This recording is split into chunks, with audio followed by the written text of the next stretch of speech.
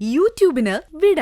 സൂര്യയിലെ എല്ലാ പരമ്പരകളും സംരക്ഷണത്തിന് ശേഷം തികച്ചും സൗജന്യമായി സൺ നെക്സ്റ്റ് ആപ്പ് ഡൗൺലോഡ് ചെയ്യൂ. കണ്ടാസ്വദിക്കാം നിങ്ങളുടെ പ്രിയ പരമ്പരകൾ.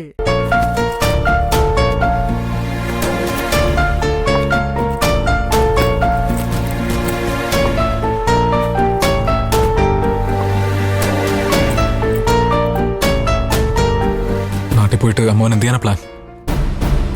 നിന്റെ ബാധ്യത തീർക്കാനുള്ള പണം എങ്ങനെയെങ്കിലും ഉണ്ടാക്കണം.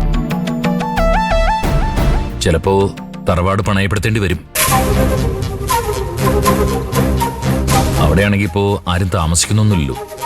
അപ്പൊ പിന്നെ വീട് പണയപ്പെടുത്തുന്നതിൽ ദോഷമൊന്നും വരാനില്ല. നീ വീണ്ടും ഒന്ന് നിവർന്ന് നിന്ന് കാണണം. എനിക്ക്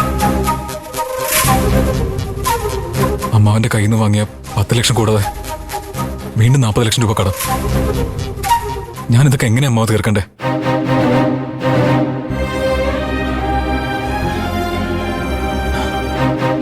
അധ്വാനിച്ച് തീർക്കണം.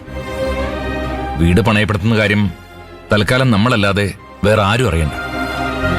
നിന്റെ മനസ്സൊന്ന് സ്വസ്ഥമായ നിന്റെ മുമ്പിൽ എന്തെങ്കിലും ഒരു വഴി തെളിയും. പിന്നെ നീ ആരെയും ചതിക്കുകയും വഞ്ചിക്കുകയൊന്നും ചെയ്തിട്ടില്ലല്ലോ. അതുകൊണ്ട് നിനക്ക് നഷ്ടപ്പെട്ടതൊക്കെ തിരിച്ചു പിടിക്കാൻ ദൈവം ഒരവസരം കൂടി നിനക്ക് തരുമെന്ന് എനിക്ക് ഉറപ്പുണ്ട്. അമ്മാവൻ തരുന്ന ഈ ആത്മവിശ്വാസം മതി എനിക്ക് ജീവിക്കാൻ.